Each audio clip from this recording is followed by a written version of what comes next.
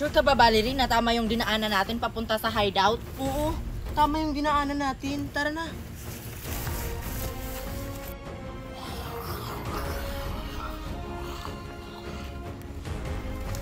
Teka lang, Queenie. Ayun yung hideout natin. Nandun yung mga kasamahan natin. Pero parang may mga zombie, hindi tayo makakapunta doon. Anong gagawin natin, Valerie? Gagawa tayo ng paraan, Queenie. Paano, Valerie? Ang daming mga zombie. Wala tayong madalang gamit. Paano natin sila papatayin? Mag-aantay na lang tayo, Queenie, kapag dumilim na. Kasi yung mga zombie, hindi sila nakakakita kapag madilim na. Gago ka ba, Valerie? Hindi nga tayo makikita ng mga zombie, pero maaamoy naman nila yung mga putok natin. Ay, oo nga pala. What would we do? Hindi ko pa alam, Valerie. May plano ako. Tara!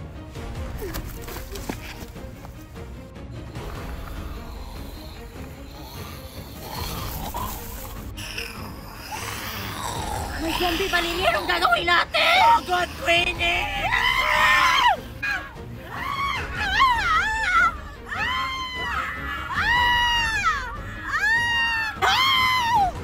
Anong gagawin natin, Valerie? Ayoko ba makagata, zombie, Valerie? Patayin na lang natin to. Alalakas ang mga zombie, Valerie! Anong gagawin natin? Valerie!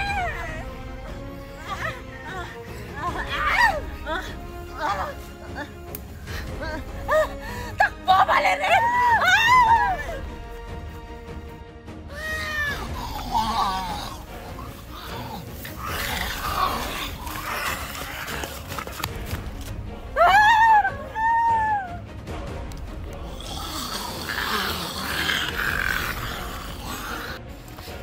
Ano nang gagawin natin, Valerie? Hindi na tayo makakapunta ng hideout kasi maraming zombie.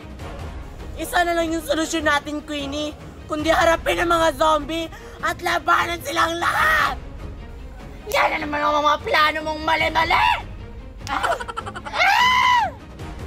Wala na tayong ibang paraan, Queenie! Ayaw ko matulog dito sa gubat! Gusto ko kayakap ko lang yung boyfriend ko na si Eric. Puro Eric ka na naman, Valerie!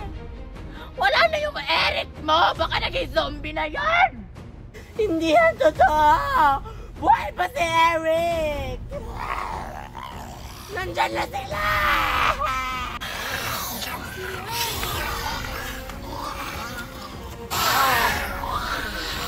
Kumuha ka ng sandata, Valerie! Iligtas mo na yung sarili mo! Wala na akong pangalam sa'yo kung anong mangyari man sa'yo!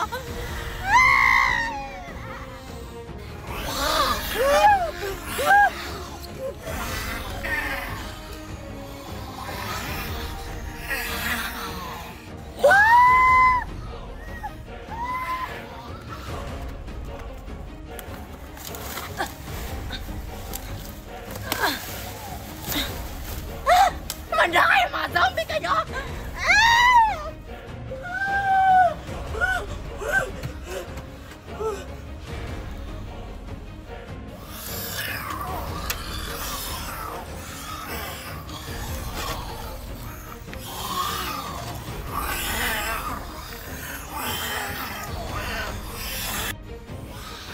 Hala, Diyos ko, malapit na sila. Queenie, saan ka na ba?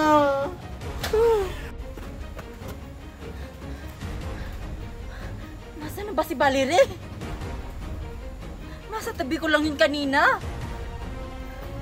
Valerie! Valerie!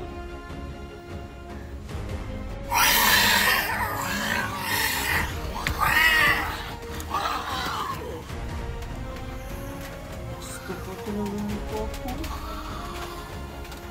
Malapit na sila.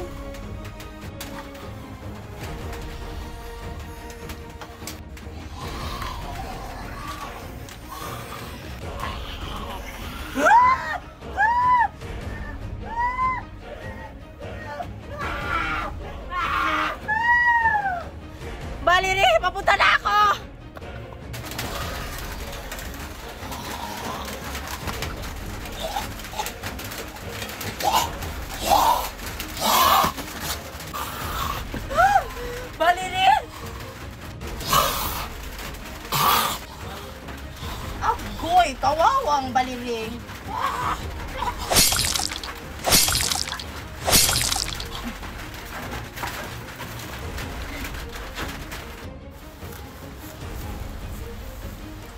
Kawawa naman si Valerie.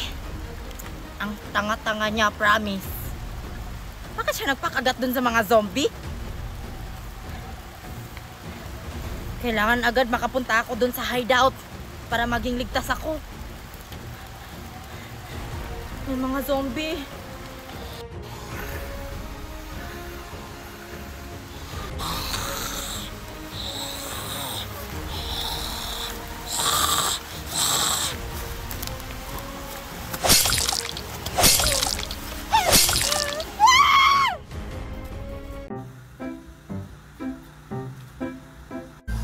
Tani mo namang kutok, Winnie. Ang paho pa ng ulo mo. Nag-shampoo kaya ako. Shampoo. Alexa, si Junjun, oh. Asan? Ayun! Oo nga. Tara, punta natin, Queenie. Tara. Hi, Junjun. Saan punta mo? Susunduin ko na si Scarlett kasi pupunta uli kami sa milk tea shop. Ganun ba? Sige, enjoy na lang kayo. Ingat ka. Thank you, Alexa and Queenie.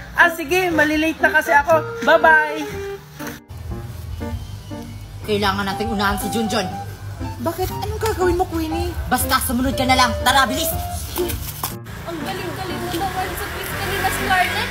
Ay, alam ko na. Kumain tayo. Sige na, libre ko. Talaga ba, Mimay? Kaso, may usapan kasi kami ni Junjun na mag-date kami ngayon. Ganun ba?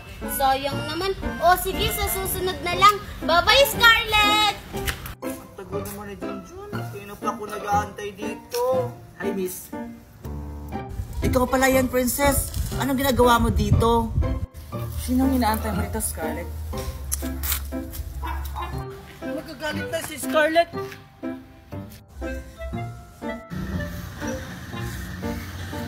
Trick or treat. Huwag mo wawakan. Baka makita tayo ni Junjun! Junjun, wait lang! Anong wait lang? Sino yung lalaking kasama mo? Please, Junjun, let me explain. Complete mission. Ang galing mo talaga, Queenie. I told you, ayun nag-aaway na sila. Ano tayo? Ano pang ipapaliwanag mo, Scarlett? Kitang-kita ng dalawang mata ko kung paano kayo magkaakbay. Muntik pa nga kayo magkahalikan eh. Ganyan na ba ang tingin mo sa akin, Junjun? Hindi mo lang ba pakikinggan yung explanation ko? Ganyan na ba ako namin sa paningin mo? Hindi pa ba explanation yung nakita ko? Pwede ba, Scarlett? Layuan mo muna ako. Junjun! Pakinggan mo naman ako! Hoy ka!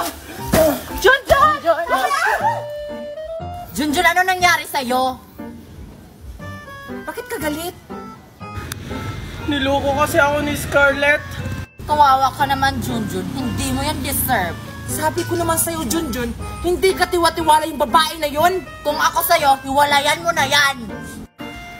Hindi ko pa kaya. Siguro, hihingi muna ako ng space. Huwag kang mag-alala, Junjun. Andito naman kami ni Alexa. Di ba, Alexa? Yes, of course! O sige, mauna na ako. Salamat sa inyo ha.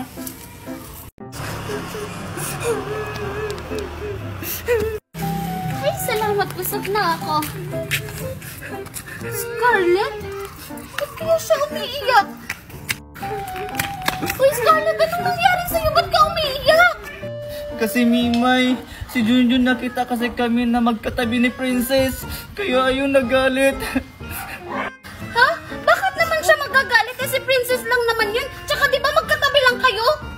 Hindi niya kasi alam na si Princess lang yun. Tapos, inakbayan pa ako. Kaya ayun nagalit sa akin. Yun lang? Nagalit na agad siya? Hindi ka ba nag-explain sa kanya? Nag-explain naman ako. Kaso hindi ako pinakinggan. Anong gagawin ko, Mimay? Tara, puntahan na lang natin si Junjun. Sasamahan kitang magpaliwanag. Bilis! Alexa, tingnan mo yung notes ni Scarlett. Ala, Kawawa.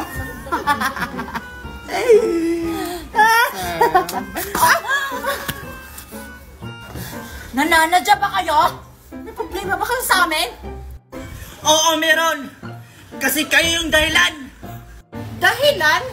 Paano? kayo yung dahilan kung bakit nagkakaganito kami ni Junjun. Ha? Ano ba yung pinagsasabi mo, ha? Nagmaang-maangan pa kayo dyan? Narinig naman sa likod na ako yung pinag-uusapan yung dalawa. Guilty ka ba? Ganyan kasi kapag malalandi. Kay princess pa talaga? Ew! Anong sabi niyo? Huwag niyong ginagaya yung best friend ko, ah!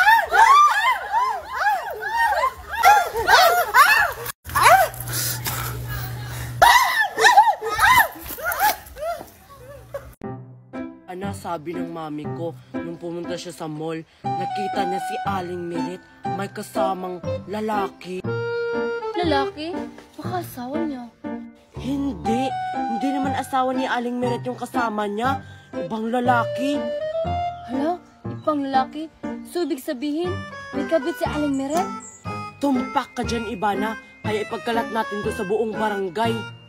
Para masama naman yung binabalak natin. Hindi naman malalaman ni Aling Merit. Oo nga, no? Sige, pagkalat natin. Anong lulutuin ko ngayon para may pang-ulam kami ng anak ko at ng asawa ko? May kabit si Aling Merit. Ano yung narinig ko? Oo nga, may kabit si Aling Meret. Hindi siya naawa sa asawa niya. Kayo na naman? Ano yung narinig ko? Hala, Marian, narinig ata tayo ni Aling Meret. Ay, iba ata yung narinig nyo, Aling Merit. Wala po kaming sinabi na may kabit kayo. Anong kabet? Kayo po, Aling Meret, may kabit daw po kayo. Sabi ni Marian kasi nakita daw po kayo ng mami niya na may kasamang ibang lalaki sa mall. Ano? Tama ba yung narinig ko? Opo, Aling Meret, hindi po ako nagsisinungaling. Ibana, bakit mo sinabi? Totoo naman eh. Chinichismis na naman ako ng mami mo na yan. Humanda yan sa akin mamaya. Susugurin ko yan sa bahay niyo. Lagot ako nito kay mami. Dapat hindi ko na lang sinabihan si Ibana. Sabihan mo yung mami mo na wala akong kabit. Yung lalaking kasama ko sa mall, asawa ko yon. Baka yung mami mo, siya yung may kabit. Lagot ka, Marian. Naggalit na tuloy si Aling Meret. Alam mo ba sa ginawa ng mami mo? Sa pagchismis sa akin, pwede siyang makulong. Kaya humanda yung mami mo, ipapakulong ko yan. Ayoko makulong yung mami ko. Chismis pa, more.